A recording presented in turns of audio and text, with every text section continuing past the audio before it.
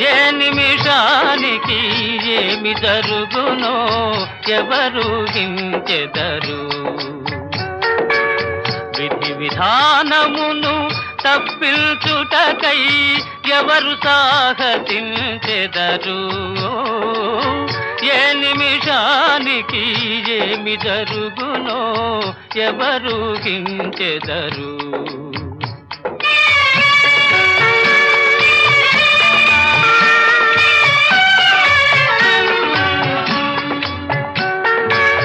కంచెయ నిజముగా చేను మేసిన కాదను వారెవరు.